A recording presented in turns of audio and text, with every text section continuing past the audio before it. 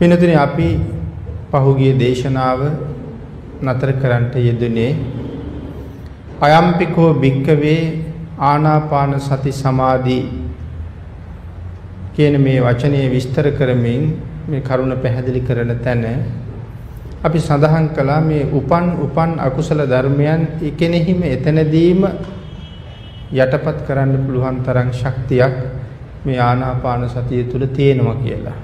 ඒ කාරණාව සිහිපත් කරමින් සුකෝච විහාරෝ මේ සුකෝච විහාරෝ කියන්නේ මොකක්ද කියන කාරණාව තමයි විදා සාකච්ඡා කරලා ඉවර කළේ. එහෙනම් එතන ඉඳලා අපි දේශනාව අද ආරම්භ කරමු. උපන් පෞකාර අකුසල දහම් ඒ ස්ථාදේදීම නැති කරනවා සංසිඳවනවා කියන්නේ මොකක්ද කියන කාරණාවයි අපිට එතකොට අද සාකච්ඡා කරන්න තියෙන්නේ. මෙතනදී සඳහන් කළා භාවිතෝ අපි මුලින් සාකච්ඡා කරගෙන ආපු පාලි ඡේදයේ වචන ටික විස්තර කරන තැන භාවිතෝ නම් භාවිතෝ කියන්නේ මොකක්ද යන්න සඳහන් කරලා තියෙනවා. ආනාපාන සති සමාධිය කියන්නේ මොකක්ද මේ කාරණාවෙන් පැහැදිලි කළා භාවිතෝ කියන කරුණ. එහෙනම් ආනාපාන සති සමාධිය භාවිතෝ නිතර වඩන්න භාවිතා කරන්න. බහුලීකතෝ පුනප්පුනං කතෝ නැවත වඩන ලද්දේ කියන අර්ථය සඳහන් කරනවා බහුලීකතෝ කියන තැන. සන්තෝචේව පනීතෝච ශාන්තත් වෙනවා ප්‍රණීතත් වෙනවා නොකලඹුණ සංසිඳුන ස්වභාව සහිතයි කියන අර්ථය සන්තෝචේව පනීතෝච කියන වචනවල තේරුමයි. ඊළඟට පනීතෝච ප්‍රණීතයි ඊටාම උසස් මට්ටමකින් පවතිනවා කියන අර්ථය මේ පනීතෝච කියන කාරණාවෙන් සඳහන් කරනවා. ඊටාම උසස් මට්ටමක පවතිනවා. ඒ කියන්නේ ආනාපාන සති සමාධියෙන් ලැබෙන ඒ ප්‍රණීත බව ඊටාම උසස් මට්ටමක පවතිනවා කියන එකයි සඳහන් කරන්නේ. ඊනතර මේ විදිහට පැහැදිලි කරනකොට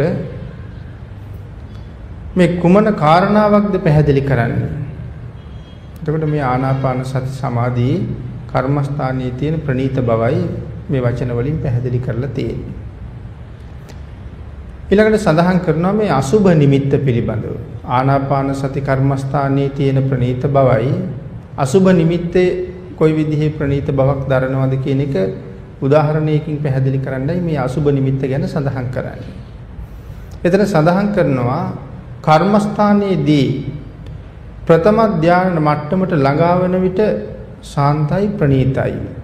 ඒ මොන කර්මස්ථානයේද? අසුබ නිමිත්ත. අසුබ කර්මස්ථානය ප්‍රථම ධානය මට්ටමට ළඟා වෙනකොට ඊටාම ශාන්තයි, ඊටාම ප්‍රණීතයි. නමුත් අරමුණ නම් ප්‍රණීත නැහැ කියලා සඳහන් කරනවා. අසුබ අරමුණ කිසිසේත්ම ප්‍රණීත නැහැ. අපි කවුරුත් කැමති නැති අරමුණක්. දෙතිස් කුණප කොට්ටාශයක් මෙනෙහි කර ඒ පිළිකුල ගැන සිහිපත් කර මේකට අපි කිසිසේත්ම ඍජු කැමැත්තක් ප්‍රණීත බවක් ඒ තුල නැහැ. ජටත් පිරිසෙන් මේ මැරිච්ච මල කඳක් ගාවත් ඉන්න අපි ඒ තරම් ලුක් කැමැත්තක් දක්වන්නේ නැහැ. ඒ නිසා අරමුණ ප්‍රණීතම නැහැ අසුභයේදී. නමුත් සඳහන් කරනවා කොහොම වෙතත් එහි අරමුණ ප්‍රණීත නැහැ. නමුත් ඒ අරමුණෙන් ලබන සමාධිය මේ අසුභ කර්මස්ථානයේ ප්‍රණීත නැති වුණාට ඒක වඩාගෙන යනකොට අකමැත්තෙන් නමුත් ලබන සමාධිය ඒක හරි ප්‍රණීතයි. සමාධියට එනකොට ප්‍රණීතයි. අරමුණ තමයි ප්‍රණීත නැත්තේ. පටන් ගන්නා මොහොතේ ඉඳලම ශාන්තත් නැහැ ප්‍රණීතත් නැහැ. ප්‍රථම ධානය මට්ටමට ළඟා වෙනකොට තමයි ශාන්ත බවක් ප්‍රණීත බවක් දැනෙන්නේ. අන්න ඒ නිසා මෙතන සඳහන් කරනවා අරමුණම ඊතා රළුයි, ඊතාම පිළිකුල් සහගතයි. ඕනෑම කෙනෙක් අකමැත්තක් දක්වන අරමුණම කියලා. ඒක පැහැදිලි කරලා සඳහන් කරන්නේ මේ ආනාපාන සති සමාධියේ එහෙම නෙමෙයි. අරමුණම ප්‍රණීතයි. වඩන්න සිහිපත් වෙනකොට පුරුදු වෙච්ච කෙනාට පුදුම ප්‍රණීත භාවයක් තියෙනවා. නිමිත්ත දිහා බලාගෙන අරමුණ මෙනෙහි කර කර ආනාපාන සතිය වඩන ඕනම කෙනෙකුට එයින් ශාන්ත බවක් ප්‍රණීත බවක් මේ ආධුනිකයෙකුට උනත් ලබන්න පුළුවන් කියලා සඳහන් කරලා තියෙනවා. ඒ කාරණාව තවත් විස්තර කරලා සඳහන් කරනවා. එහෙම කියන්නේ හේතුව මොකක්ද? මේ ආනාපාන සතිය හොඳටම දැනගෙන ඉන්න කෙනෙකුට විතරක් නෙමෙයි ප්‍රණීත බව දැනෙන්නේ. මුලින් සඳහන් කළා වගේ ආධුනිකයෙකුටත් ඒක ඊටාම ශාන්ත වූ ප්‍රණීත වූ බවක් ගෙනල්ලා දෙනවා. කර්මස්ථානයේ නොදන්න කෙනෙක් උඩත් යම් තැනක වාඩි වෙලා මේ හුලං රැල්ල දිහා බලාගෙන ඉන්න හුස්ම රැල්ල දිහා බලාගෙන ඉන්න උත්සාහ කළොත් ඔහුගේ හිතේ තියෙන කලබලකාරී ස්වභාවය අඩු වෙලා මහා පීඩණයටපත් වෙලා තියෙන පීඩාකාරී ස්වභාවය අඩු වෙලා සැහැල්ලු වෙන්න පටන් ගන්නවා. අන්න ඒ නිසා අරමුණෙන්ම මේ කාරණාව ශාන්තයි ප්‍රණීතයි කියලා සඳහන් කරලා තියෙනවා. ඊළඟට සඳහන් කරනවා මේ බුද්ධ දේශනාවේ සඳහන් ධාන සෝය නෙමෙයි ඒ අරමුණෙන්ම ප්‍රණීතයි කියලා කියන්නේ. ඒක ධාන සෝය නෙමෙයි. ධාන සෝය කියන එක තව තියෙන හුඟක් ඈත. එහෙනම් මේ වඩන්න සූදානම් වෙනකොටම අරමුණේම මෙතරම් ප්‍රණීත බවක් දැනෙනවා නම් ආනාපාන සති කර්මස්ථානයේ ධාන සෝය මොනතරම් ප්‍රණීත වෙනව ඇද්ද? එහෙනම් ඒක ප්‍රණීත බව දැක්ක ඒක අත්විඳින කෙනෙක් තමයි ඒ ප්‍රණීත බව කොයිතරම් ඇද්ද කියලා දන්නේ ධානයේදී ඇති වෙන ප්‍රණීත ස්වභාවය. අනේ ඒ නිසා පැහැදිලි කරනවා අරමුණම ශාන්ත ප්‍රණීත නිසා කෙනෙකුට ඒට උවමනාවක් ඇති වෙනවා. අරමුණම ශාන්ත ප්‍රණීත නිසා උවමනාවක් ඇති වෙනවා. අන්නේ ඒ උවමනාව ඇති නිසාම මේ ලෝකේ බොහෝ අය භාවනාව කියන වචනේ පටන් ගන්න ලෑස්ති වෙනකොටම භාවනාව පටන් අරගෙන තියෙන්නේ ආනාපාන සතියේ. ඒ වෙන හේතුවක් නිසා නෙමෙයි මෙන්න මේ ශාන්ත බවයි ප්‍රණීත බවයි මුල ඉඳලම දැනෙන්න පටන් ගන්න නිසා. අන්න ඒ නිසා සඳහන් කරනවා ආරම්භණයේ ඇති ප්‍රණීත භාවය නිසාම අතිප්ති කරයි කියලා. අතිප්ති කරයි කියලා කියන්නේ ඇති වෙන්නේ නැහැ. ඒ තරම්ම ප්‍රණීත බවක් තියෙනවා ඇති වෙන්නේ නැහැ. අතිප්ති කරයි. උදාහරණයක් හැටියට සඳහන් කරනවා මේ ඊටාම ප්‍රණීත ආහාරයක් මේ ලෝකේ අපි ගන්න ඊටාම ප්‍රණීත ආහාරයක් මුලින්ම හරි ප්‍රණීතයි. ඒ ප්‍රණීත බව වැඩි නිසා වෙනද ආහාර අනුභව කරනවට වඩා ටිකක් වැඩිපුර අනුභව කෙරුවොත් අපිට ටිකක් අපහසුයි. තවත් ටිකක් වැඩි වුණොත් හොඳටම අපහසුයි. නමුත් දිවට ප්‍රණීත බව දැනෙන නිසා තවත් ටිකක් අරගත්තොත් වමනේ දාන්න පටන් ගන්නවා. එහෙනම් මුලින්ම ප්‍රණීතයි. නමුත් ඒක වැඩි වුණොත් ඊටාම අපහසුතාවයන්ටපත් වෙන්න සිද්ධ වෙනවා. එතකොට මේ පංචේන්ද්‍රයන්ගෙන් ලබන හැම දෙයක්මත් එහෙමයි. පංචේන්ද්‍රයන්ගෙන් ගෝචර කරගන්න මේ ලෝකේ ඇහෙන් ගන්න දේ තෝණාවට වඩා දිගට බලන්න ගියොත් ඇහැට වේදනාවයි. කනට අහන දේ තෝණාවට වඩා අහන්න ගියොත් සමහරලාට අපි බොහොම කැමති ගීතයක්. සමහර වෙලාවට අපි කියනවා වහලා දාන්න කන් දෙකක් ඇහෙන්න කියලා. ඒ කියන්නේ ඊටාම කැමති වර වෙලාවේ. නමුත් වෙලාවක ඒකට ඊටාම අකමැතියි. කායික පහසත්, නාසයට දැනෙන සුවඳත්, දිවට දැනෙන රසයත් මේ ඔක්කොම එමය මේ පංච ඉන්ද්‍රියයන්ගෙන් අරගන්න හැම දෙෙම යම් ප්‍රමාණයකට විතරයි මේ මිහිර දැනෙන්නේ. නමුත් මෙතන පැහැදිලි කරනවා ආනාපාන සතිය එහෙම නෙමෙයි. වැඩි වෙන්න ප්‍රණීතයි. වැඩි වෙන්න ප්‍රණීතයි කියන කාරණාවයි ඒ උදාහරණයෙන් පැහැදිලි කරන්න උත්සාහ දරලා තියෙන්නේ. එහෙනම් කොයිතරම් ප්‍රණීතද? සමවැදෙන්න ප්‍රණීතභාවයේ දැනෙන්න නැගිටින්නවත් හිතෙන්නේ නැහැ කියලා සඳහන් කරනවා. යම් හේතුවක් නිසා ශරීරයේ වෙනත් තැනක ඇති වෙන වේදනාවක් නිසා නැගිටින්න හිතෙන්න පුළුවන් සමහර ලාවට. එහෙම නැත්නම් තව කෙනෙකුගේ කරදරයක් නිසා වටපිටාවේ ලොකු කලබලයක් එන නිසා අකමැත්තෙන් නමුත් නැගිටින්න හිතෙනවා මිසක් නමුත් මේ කර්මස්ථානයේ ඇති වෙලා නැගිටින්න හිතෙනවා නෙමෙයි බාහිර බලපෑම නිසා නැගිටින්න හිතෙනවා මිසක් කර්මස්ථානයේ ඇති වෙන්නේ නැහැ කියලා සඳහන් කරනවා වඩලා ප්‍රණීත වෙච්ච කෙනාට. අන්න ඒ නිසා සන්තෝචේව පනීතෝ කියලා සඳහන් කරලා තියෙනවා. අසේචන කෝච සුකේච විහාරෝ කියන්නේ කිසි බාධාවකින් කරදරයක් නැති නිසා අසේචනිකයි. ආනාපාන සති කර්මස්ථානයේ බාධාවක් නැති නිසා බාධාවක් නැත්නම් අසේචනිකයි. මොකද ඒකෙන් ලැබෙන සමාධියට බාධාවක් නැති නිසා. අනාසිතකෝ කිසිම ඇලීමක් නැතිව ඉන්න පුළුවන්කමක් තියෙනවා. අනාසිතකෝ අබ්බෝ කින්නෝ කියලා කියන්නේ එක දිගට පවත්වන්න පුළුවන් ආනාපාන සති නැති වෙලාවක් නැහැ. අබ්බෝ කින්නෝ එක දිගටම ඕනනම් පවත්වාගෙන ඉන්න පුළුවන් ආනාපාන සතිය නැති වෙලාවක් නැහැ. ඉතින් අපි කර්මස්ථානයේ අරගෙන ඒක මෙනෙහි කරන්න පටන් ගන්න අවස්ථාව එක අවස්ථාවක්. නමුත් නිරන්තරයෙන් ආනාපාන සතිය පවතිනවා. අපේ සිහිය නැති නිසා වැටහෙන්නේ විතරයි. පාටි එක්කෝ එහෙම කියන්නේ තනියම ලබන්න ඕනේ. මා ලැබූ සමාධිය තව කෙනෙකුට කවදාවත් දෙන්න බැරි නිසා. මේ ආනාපාන සතියෙන් ලැබෙන සමාධිය තනියම තමයි ලබන්න ඕනේ. මන් ලබපු එක තව කෙනෙක් එක්ක බෙදා ගන්න බෑ. අන්න ඒ නිසා පාටි එක්කෝ තමන් වෙනම ලබන්න ඕනේ කියන නිසා පාටි එක්කෝ කියවා ඊළඟට සඳහන් කරනවා. එය තමන්ට ආවේනික විදිහටයි ලැබෙන්නේ. එක එක්කෙනාට ආවේනික වෙන එක ක්‍රම තියෙනවා. ආන්ගේ ක්‍රමයට අනුව තමයි ඒක ලැබෙන්නේ. ඒ නිසාම මෙය ඊටාම විශේෂයි කියලා සඳහන් කරලා තියෙනවා.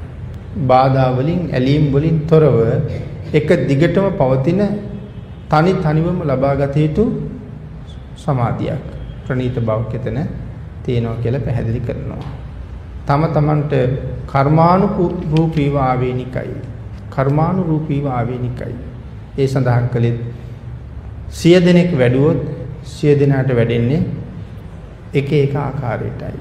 හැමෝටම එකම ආකාරයෙන් වැඩෙන්නේ නැහැ. ධර්මයේ ශ්‍රවණය කළොත් කවුරු දේශනා කළත් එකම විදිහ වෙන්න ඕනේ. මොකද අපේ ධර්මයේ නෙමෙයිනේ භාග්‍යතුන් වහන්සේගේ ධර්මය. ඒක විස්තර කරන්න පාවිච්චි කරන උදාහරණ වෙනස් වෙන්න පුළුවන්. මොකද භාග්‍යතුන් වහන්සේ ධර්මයේ විස්තර කරන්න ඕන තරම් අවසර දීලා තිනවා විස්තර කරන්න ඒ ශ්‍රාවකයාගේ අවබෝධ ඥානය පහසු කරවන්න.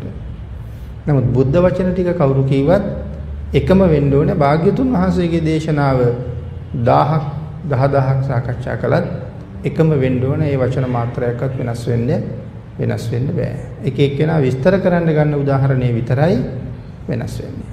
එහෙනම් මේ ආනාපාන සති කර්මස්ථානයේ ඒ පුජ්‍යලයට අනුරූපීව වෙනමයි වැඩෙන්නේ. තමන්ගේ කර්මානුරූපී විදිහට තමයි ඒ පුජ්‍යලයට වැඩෙන්නේ. ඒ නිසා සඳහන් කරනවා ආනාපාන සති සමාධිය පටන් ගත්තාම పూర్ව කර්මයෙන් පරිකර්මයට සාන්තයි. පරිකර්මය එහෙම නැත්නම් పూర్ව කර්මය පටන් ගන්න මොහොත ඒකටයි මේ පරිකර්මය කියලා කියන්නේ. ඒ පරිකර්මයෙන්ම සාන්තයි. පටන් ගන්නකොටම සාන්තයි. ඊළඟට සඳහන් කරනවා එහෙම නැත්නම් ධානයට කිට්ටු වුණාම උපචාර මට්ටමින් සාන්තයි. එතකොට මේ ධානය ළඟ හැසිරෙනවා. දැන් ධාන වලට ළඟයි. ඒ වෙලාවට තමයි මේ උපචාර මට්ටම කියලා කියන්නේ ධානය ළඟ හැසිරෙනවා. දැන් ධානයට ලං වෙනකොට සාන්තයි. ඊළඟට සඳහන් කරනවා එහෙම ශාන්තයි පටන් ගත්ත වෙලාවෙ ඉඳලමත් ශාන්තයි. ඒ කියන්නේ පරිකර්ම මට්ටමත් ශාන්තයි ධානයට ළඟා වෙනකොටත් ශාන්තයි. යම් කෙනෙකුට පටන් ගන්නකොට ශාන්ත බවක් නැහැ ධානයට ළඟා වෙනකොට විතරක් ශාන්තයි කියලා කතාවක් මේකේ නෑ කියන එකයි සඳහන් කරන්නේ. පරිකර්ම මට්ටම කියලා කියන්නේ පටන් ගන්න වෙලාව උපචාර මට්ටම කියලා කියන්නේ දැන් ධාන මට්ටමට ළඟයි. ධානයේ ළඟ හැසිරෙනවා. නමුත් තාම ධානයට ඇවිල්ලා නැහැ. එතකොට කෙනෙකුට පටන් ගන්නකොට ශාන්තයි, තවත් කෙනෙකුට ධානයේ ළඟට එනකොට ශාන්තයි කියලා නෙමෙයි මේ කියන්නේ. පටන් ගන්නකොටම කොයිතරම් ශාන්තද? එතන ඉඳලා ධාන මට්ටමට යනකම්මත් ශාන්තයි. ධාන මට්ටම ඊටත් වඩා ශාන්තයි.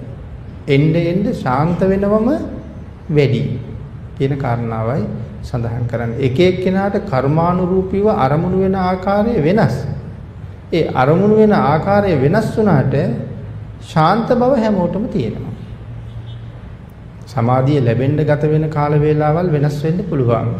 එක්කෙනෙකුට එක දවසින්වත් පුළුවන්, එක්කෙනෙකුට දවස් 10කින් වෙන්නත් පුළුවන්, එක්කෙනෙකුට අවුරුද්දකින් විතර වෙන්නත් පුළුවන්. නමුත් සමාධිය ලැබෙන්න කල්යයි මේ භාවනාවේ ශාන්ත බව නැති වෙන්නේ නැහැ. ඊළඟට සඳහන් කරනවා එක එක මට්ටම් මේ කාරණාව තුළ තියෙනවා. මේ භාවනාව වඩනකොට එක එක මට්ටම් තියෙනවා. කොයි විදිහටද පටන් ගත්ත මට්ටමට තමයි අපි මුලින් කිව්වේ පරිකර්මය කියලා. එහෙනම් පරිකර්ම මට්ටම ශාන්තයි. ඉන්පසුව යම් සමාධියක් කාමාවචර මට්ටමින් දියුණු වෙනකොට ඒකට කියනවා උපචාර කියලා. එහෙම නැත්නම් ධානයේ ළඟින් හැසිරෙනවා කියන අර්ථය. ඒ මොහොතත් ශාන්තයි. ධානයට කියනවා අර්පණා කියලා.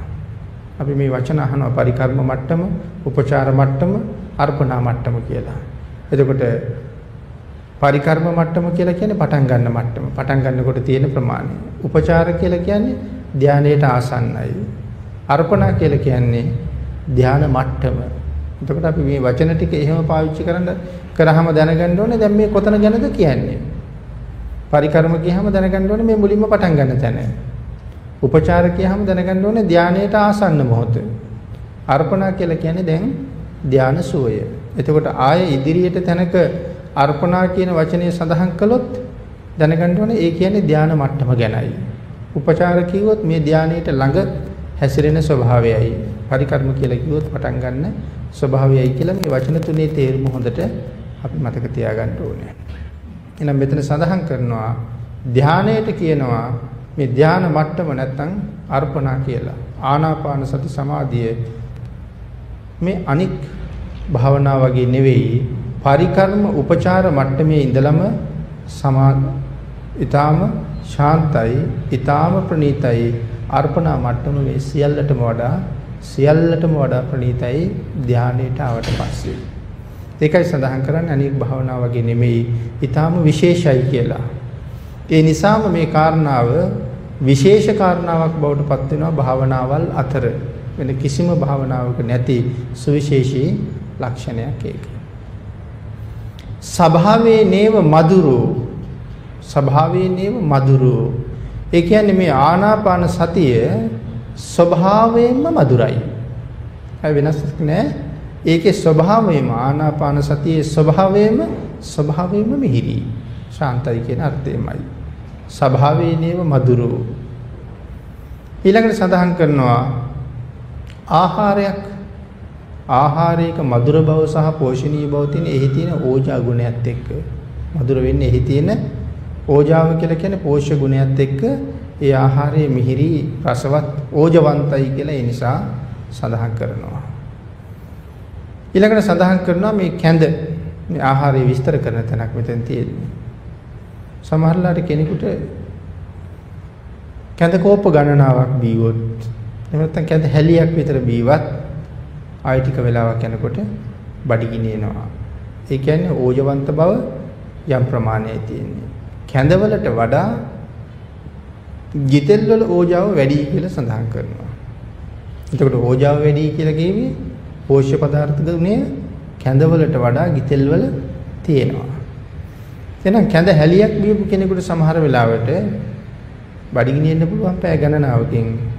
හැබැයි ගිතෙල් කෝප්පයක් බීවොත් සමහරලාට දවස් ගණනක් දරාගෙන ඉන්න පුළුවන් පෝෂණීය ශක්තියක් ඒ තුල තියෙනවා. එහෙනම් කැඳවලට වඩා මේ ගිතෙල් ඊටාම ඕජවන්තයි. එහෙනම් අනික් සියලුම භාවනාවල් වලට වඩා ආනාපාන සතිය ඕජවන්තයි කියන එක පැහැදිලි කරන්නයි මේ උදාහරණය මේ විදිහට ගෙනල්ලා තියෙන්නේ.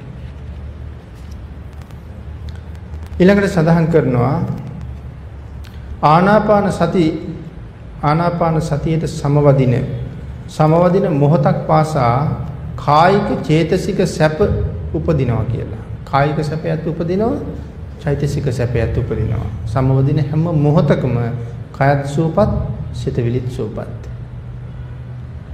අප්පිනක්ඛනෝ කායික චේතික සුඛ පටිලාභය සංවත්තනකෝ කියලා සඳහන් කරන්නේ ඒකයි.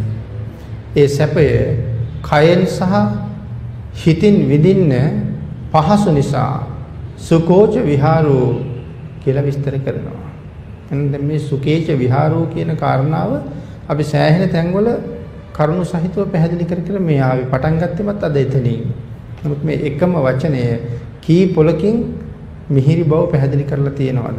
එහෙනම් සුකේච විහාරෝ කියලා කියන්නේ කායික සුවයත් චේතසික සුවයත් දෙකම ඇති කරනවා ආනාපාන සතිය. ඒ නිසා සුකේච විහාරෝ කියලා සඳහන් කරනවා.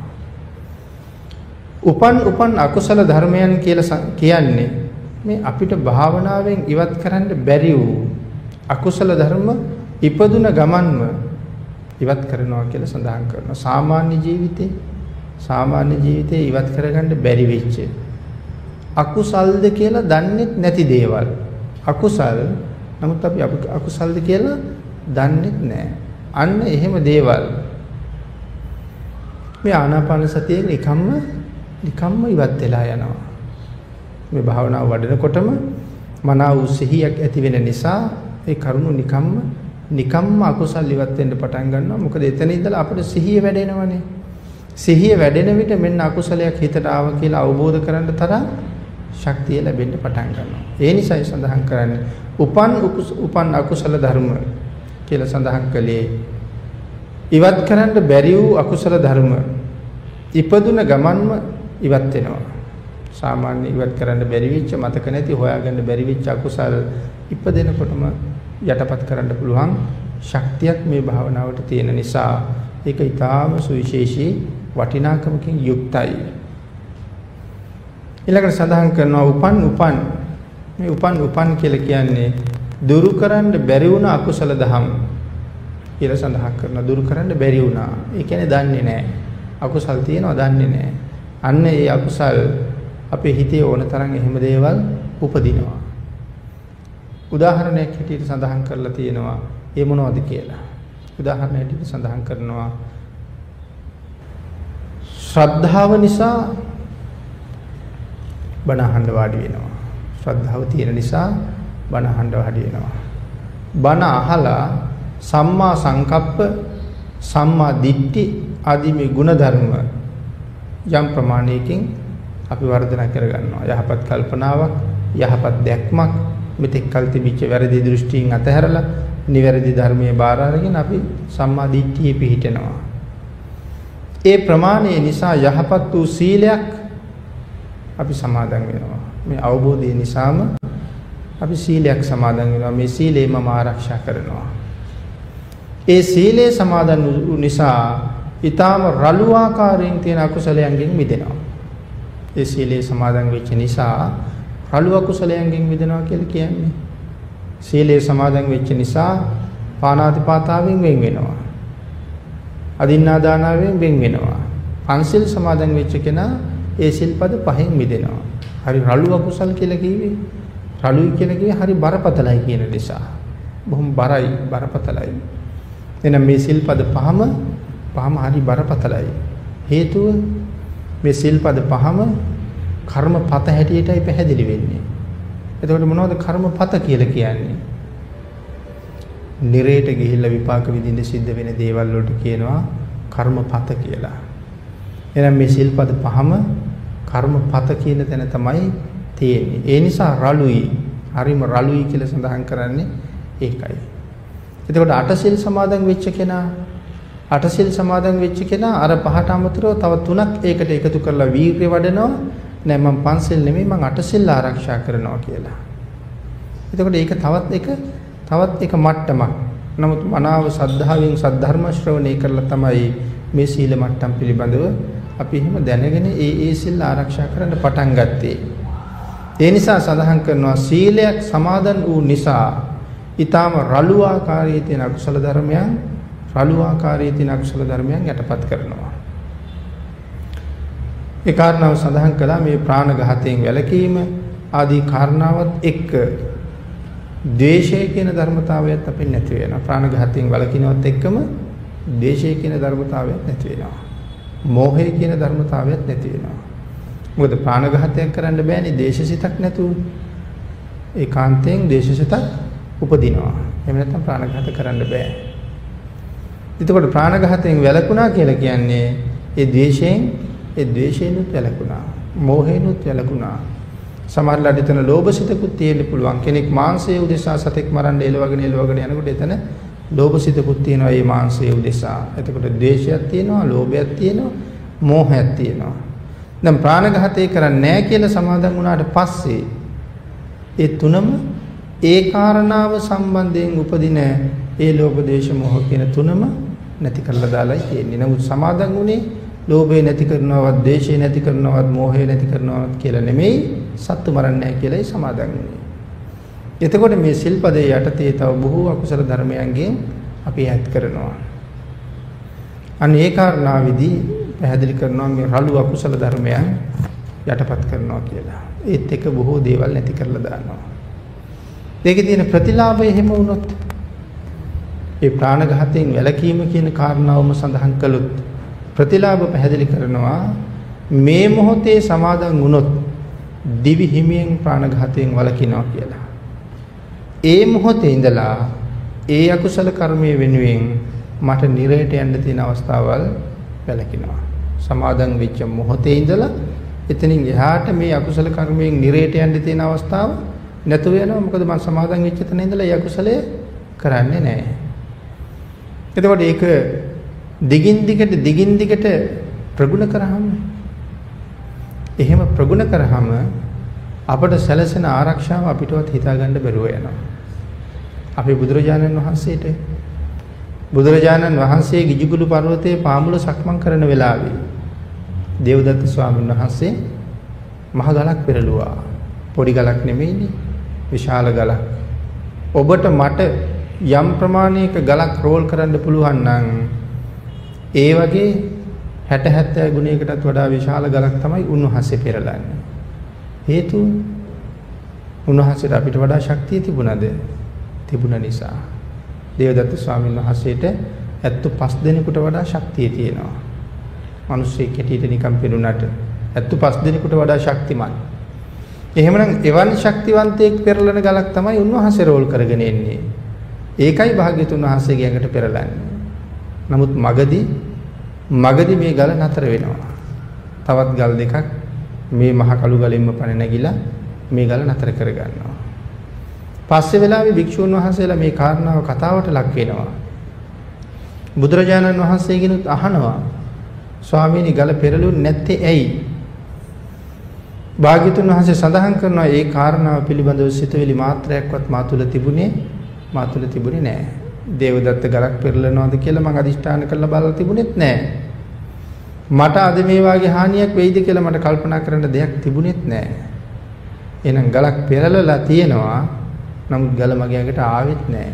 ඒ ඇයි ස්වාමීනි කියලා අහපුවම තමයි පැහැදිලි කරන්නේ මේ සාරාංශක කල්පලක්ෂයේ මුළුල්ලේ ප්‍රාණඝාතයෙන් වැළකුණා. එහෙනම් දීර්ඝ කාලයක් ප්‍රගුණ කරලා තිබුණා. ඒ ප්‍රාණඝාතයෙන් වැළකීම නිසා කිසිම කෙනෙකුට මේ ජීවිතේ උන්වහන්සේගේ හැමවත් සිදුරු කරන්න සාමාන්‍ය පුද්ගලයෙකුට නෙමෙයි 이르දිවන්තයෙකුටවත් සිද්ධාර්ථ කියන අවධියේ ඉපදුනාට පස්සේ හැමවත් සිදුරු කරන්න බෑ කියලා. ඒ කාරණාවෙන් පැහැදිලි කරනවා මගේ ආරක්ෂාව මම අද නෙමෙයි හැදුවේ. මගේ ආරක්ෂාව මම පෙර හදලා තියලා තියෙන්නේ. එතකොට ආරක්ෂකයා මාව ආරක්ෂා කරනවා පෙර හදලා තියෙන්නේ. අද මට කරදර කරන්න ලෑස්තිද බලාගෙන ඉන්නවද කියලා මම දන්නේවත් නැහැ. නමුත් පෙර මම මේ සිල්පද ආරක්ෂා කරලා හදාගත්ත ආරක්ෂකයා විසින් මාව ආරක්ෂා කරනවා. එහෙමනම් මෙහෙම කරුණු කල්පනා කළොත් අපි සංසාරේ කොයි තරම් පින් කරලා ඇද්ද කියලා හිතෙන්නේ එතකොට. දැන් මෙහෙම ඉන්නකොට කිව්වොත් මේ මනුස්ස ජීවිතේ ලබන්න කොච්චර පෙර පින් කළාද කියලා කිව්වොත් අපිට ඒක වැඩි දැනෙන්නේ නැහැ. ඉතින් මේ කියනවා බොහෝ අය කියනවා අපි පින් කෙරුවා කියලා. නමුත් අපිට දැනෙන දෙයක් නෑ. අපි තවත් එක ජීවිතයක් විතරක් වගේ. නමුත් අපි කල්පනා කරලා බැලුවොත් මෙහෙම ජීවත් වෙනකොට අපට මැරෙන්න හේතු කොච්චර තියෙනවද? එහෙනම් මේ ජීවිතේ හේතු මැරෙන්න හේතු වැඩි, අපිට පවතින හේතු අඩුයි. නමුත් ඇයි මැරුණේ නැත්තේ? සමහර වෙලාවට අපි පාර පයින්නවා. හරීම කලබලෙන් පාර පයින්නේ. දෙපැත්තේ වාහන පිළිබඳවත් කල්පනාවක් නැහැ. ඒ වෙලාවක සමහර වෙලාවට වාහන දෙපැත්තෙන් මෙනෙව නවත්ත ගන්නවා. ඒගොල්ලන්ට කේන්ති යනවා. සමහර වෙලාවට වීදුරුව පාත් කරලා අපිට බයිනවා. බැන්නත් හැප්පුවේ නෑනේ. ඒ තරම්ම වේගෙන් දෙපැත්තෙන්ම ආපු වාහන මාව යට නොකර මංගාව නතර කළේ කිසිසේත් ඒ වෙලාවේ මාව යට කරලා මරන්න පුළුවන් හැකියාවක් ඇත්තෙම නෑ. ඇත්තෙම නැති නිසා තමයි මැරුවේ නැත්තේ. හැබැයි සමහර කෙනෙක් අපි ඕන තරම් පාරේ යනකොට මේ පාර මාරු වෙනකොට යට වෙලා මැරුණා කියලා අහලා තියෙනවා. නිසි තැනින්මයි මාරු වෙලා තියෙන්නේ. මේ කහ ඉරෙන්මයි මාරු වෙලා තියෙන්නේ. ඒත් හැප්පිලා ගිහිල්ලා. එහෙනම් මේ පුද්ගලයාගේ එහෙම සංසාරේ ආරක්ෂාවට තිබිච්ච ඉඩකඩ ඉවර වෙලා යම් කර්ම ශක්තියක් එතන තියෙනවා. අපි සමාජලාට මේ පාපැදියක් පැදගෙන යනවා. අපි යතුරු පැදියක් පැදගෙන යනවා. මේ අඟල් 3-4ක රෝදයක් උඩ තමයි දැන් ජීවිතේ විසඳෙන්නේ. පෙරලෙන්න තියෙන ඉඩකඩම කොච්චරද? පෙරලෙන්නමයි ඉඩ වැඩි. හයියෙන් ගියත් වැටෙනවා. හිමින්ම යන්න ගියත් යන්න බෑ. සමහරවල් රෝ යනකොට එකපාරම බ්‍රේක් එක පෑගුණොත් ඒත් වැටෙනවා. එහෙම නැත්නම් අර ගියර් ටික පැටලුනොත් ඒත් වැටෙනවා. නමුත් අපි සමහර අය ඉන්නවා අවුරුදු 25 30 40 50 බයිසිකල් පදිනවා. වේගෙනුත් යනවා. සමහරලාට වැටිලක් තියෙනවා. අතපය කැඩිලක් තියෙනවා. තාම ජීවිතේට හානි උනේ නැහැ. එහෙනම් හානි උනේ නැත්තේ එහෙම ජීවිතේට හානි වෙන්නේ නැත්තේ ඇයි? පෙර ජීවිතේ විනාශ නොවෙන්න අපි අකුසල් කරලා නැහැ ජීවිතේ විනාශ වෙන්න. අකාලේ විනාශ වෙන්න අකුසල් කරලා නැහැ තාම පවතිනවා. හැබැයි අදහවස ඒ වැඩේ වෙන්න පුළුවන්. එහෙනම් ජීවිතේ කරන මේ දේවල් අපි ගින්දරත් එක්ක කොච්චර වැඩ කරනවද? බොහෝම ඉහළට ගිහිල්ලා කොච්චර දේවල් කරනවද? සමහර අය වැටිලා මරුණා කියලා ආරංචි වෙනවා. මමත් ඒ විදිහටම ඉහළට යනවා. නමුත් එහෙම උනේ නැහැ. පාරේ අපි යනකොට කී දිනෙක සමහරලාට කරදර කරන්න බලාගෙන ඉන්න ඇද්ද? අපි දන්නෙත් නැහැ, කරදර කෙරුණෙත් නැහැ. මග හිටියා. නමුත් බැරි වුණා. ඒ කියන්නේ එහෙනම් අපේ ආරක්ෂාවල් අපි පෙර හදලා තියෙනවා. එතකොට මේ ප්‍රාණඝාතයෙන් විතරක් නෙමෙයි හැමදේම එහෙමයි. ඒ කවුරුවත් අපේව හොරකම් කෙරුවේ නැත්තේ. ඕන තරම් හොරකම් කරන්න පුළුවන් එළිය පහළිය දාලා තියෙනවා. දවසේ දෙකේ අපි එතෙන් වලට යන්නේ. ඒ කවුරුවත් ගත්තේ නැත්තේ. පෙර අනුන්ගේ දේවල් මං හොරකම් කරලා නැත්තම් එහෙම ලේසියෙන් කෙනෙකුට මගේ දීකට අත තියන්නත් බෑ. අපි වැරදි කාම සේවනයේ දිගින් දිගට කරලා නැත්තම් අපේ කාටවත් කවුරුවත් ඒ විදිහට කරදර කරන්නේ නැහැ. අපි බොරු කියලා සංසාරේ පුරාම එක එක්කෙනා මුලා කරලා නැත්තම් ලේසියෙන් කෙනෙක් අපි මුලා කරන්නේත් නැහැ. කෙනෙකුට මුලා කරන්න හිතෙන්නේත් නැහැ. අපි සුරාපානය කරලා දිගින් දිගට මෙහෙම ජීවිත ගත කරලා නැත්තම් මේ ජීවිතේ අපි මන්දබුද්ධිකව වෙන්නේත් නැහැ. ඔය සිල්පද පහේ තියෙන බරපතලම සිල්පදේනේ සුරාමේරය කියලා කියන්නේ. බලවත්ම එක. ඇයි ඒ බලවත්ම එක බවට පත් වෙන්නේ සුරාමේරය? සුරාමේරය බලවත්ම එක බවට පත් වෙන්නේ සඳහන් කරනවා බොහෝ වෙලාවට දිගින් දිගටම මේ කාර්යයේ යෙදিলা ඉන්න අයට ඉපදෙන දරුවෝ මන්ද මානසිකයි කියලා. ඒ පුද්ගලයොත් ඊළඟ භවවල ඉපදෙනකොට සමහර වෙලාවට මානසික ආබාධ තියෙන අය හැටියට තමයි උපදින්නේ. අපි කියමු සතෙක් මරුවා කියලා කෙනෙක්. මේ ජීවිතයේ අවුරුදු 30න් ඒ මනුස්සයා මැරෙනවා පෙර ප්‍රාණඝාත අකුසලයේ විපාකයක් හැටියට අඩු වයසින්. හැබැයි අවුරුදු 30ක් එයාට හොඳටම ඉඩ තිබුණා පින් කරගන්න. නමුත් මන්ද බුද්ධික වෙලා ඉපදුනොත් ජීවමාන ලෞතර බුදුරජාණන් වහන්සේ වැඩ ඉන්න වෙලාවේ ඉපදුනත් මන්ද බුද්ධිකයට ඒකෙන් ප්‍රයෝජන ගන්න බැරුව යනවා. අන්න ඒකයි ඒක මේ සිල්පදවල බරපතලම සිල්පදේ බවට පත් වෙන්නේ. එහෙනම් දැඩිව සුරාමේරයේ එල්බගත් අය මන්ද බුද්ධිකයන් වෙලා ඉපදිනවා කියලා සඳහන් කරනවා ධර්මයේම. ඒකේ විපාක හැටියට ප්‍රතිසන්දි විපාක. ඒ හින්දා මේ සිල් ආරක්ෂා කරන එක ඊටාම වටිනවා. ඒ එක සිල්පදයක් ආරක්ෂා කිරීම තුළ තව බොහෝ දේවල් අපෙන් මගහැරිලා යනවා. ඒ නිසායි මෙතන සඳහන් කරන්නේ ඊටාම සිහිය කල්පනාව ඇති කරනවා. සමහරවිට අපේ ඇඟේ මදුරුවෙක් වැහුවොත් අපිට කල්පනාව නැති නිසා අපි ගහනවා. කෝඳුරුවෙක් වැහුවොත් කල්පනාව නැති නිසා අපි ගහනවා. ඊටාම කුඩා සතෙක් වහලා විද්දොත් කල්පනාව නැති නිසා සමහරවිට අපි ඇඟිල්ල තියලා පොඩි කරලා දානවා. කූඹියෙක් හැපුවොත් කල්පනාව නැති නිසා සමහරවිට අපි කතා කර කර ඉන්න ගමන්ම ඇඟිල්ල තියලා පොඩි කරලා දානවා. එහෙම නැත්නම් පිහලා දානකොට අපේ ඇඟිල්ල එයාට විශාල පර්වතයක් වගේ. ඉතින් අපි පිහලා දානකොට අතපය ඔක්කොම කැඩෙන්න පුළුවන්. ඉතින් කල්පනාව නැති නිසා එහෙම වෙන්නේ අපිට ඒක ඒ තරම් හිතන්නේ නැහැ. අන්න ඒ වාගේ සියුම් දේවල් පවා මනවින් අවධාරණය කරනවා මේ ආනාපාන සතිය වඩලා සිහිය දියුණු වෙන්න අකුසල් වෙන්න තියෙන ඉඩකඩ හැම පැත්තෙම අහුරලා දානවා. අන්න ඒ නිසා මේ ආනාපාන සතිය ඊටාම වටිනවා. උපන් අකුසල ධර්මයන් එකෙනෙහිම නැති කරලා දානවා. හිතේ ඇතිවෙනවා දේශයක් මధుරෙක් කනකොට. නමුත් ගහන්න හිතෙන්නේ නැහැ. දේශයත් ආවා ගහන්න හිතෙන්නේ නැහැ. තව ටිකක් කල් යනකොට ඒ දේශයේ උපදින්නේ නැතුව යනවා. අනේ නිසයි මේක සඳහන් කරලා තියෙන්නේ. ඊළඟට සඳහන් කරනවා සීලය එවන් අකුසල වලින් පවා අපිව මුදව ගන්නවා. සීලය එවන් අකුසලයන්ගෙන් පවා අපිව මුදව ගන්නවා. එහෙනම් මේ හැම සිල්පදයක්ම සුවිශේෂී අකුසල කර්ම ගණනාවකින්ම අපිව මුදවනවා. ඒ නිසා සීලෙන් විස්කම්බණය නොවූ මේ සීලය සමාදන් වීමෙන් පසුත් ඉතුරු වෙන යම් අකුසල දහම් තියෙනවා නම් ඒවා භාවනාවේදී මතුවලා එනවා. සීලෙන් විස්කම්බණය වෙලා නැහැ. ඒ කියන්නේ සීලෙන් ප්‍රහීණය නොවිච්ච අකුසල ධර්මයන්.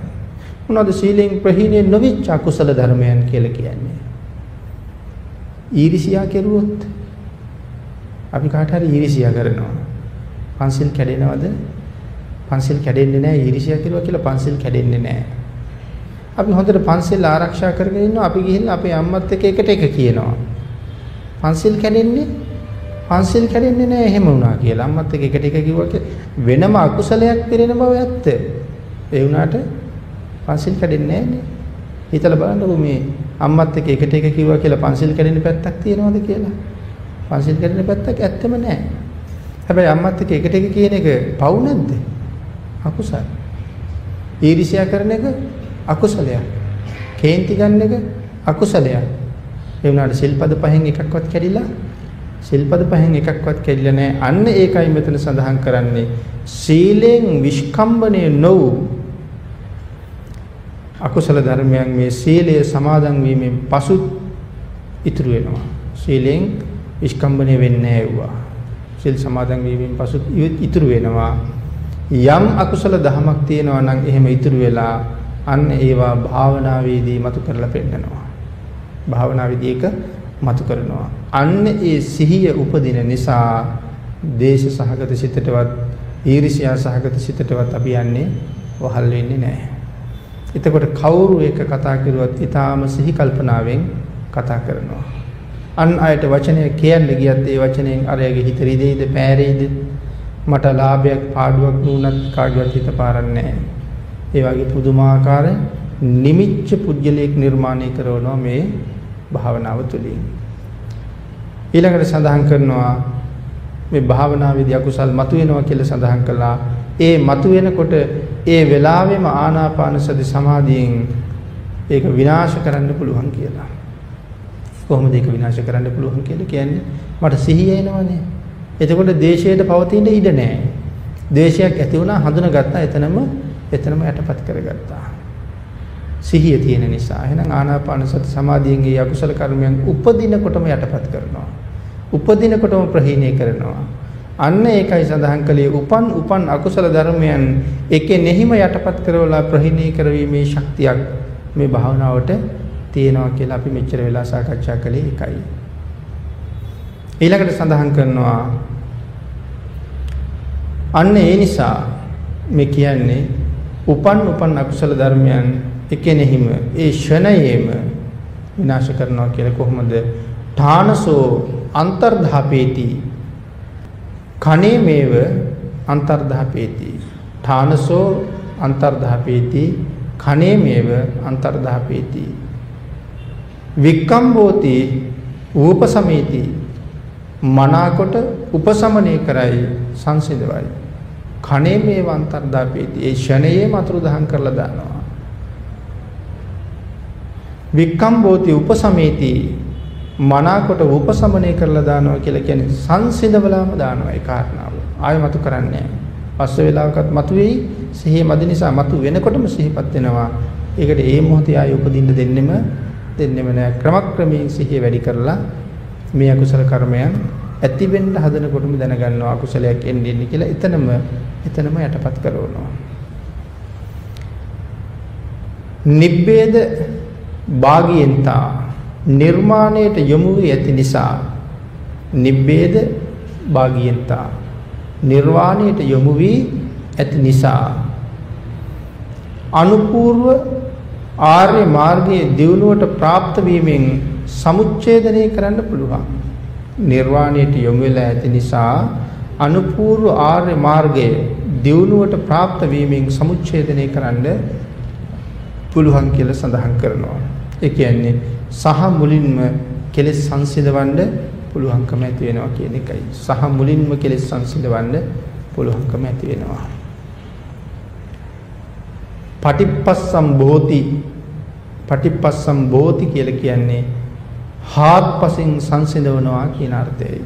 හාත්පසින් සංසිඳවනවා.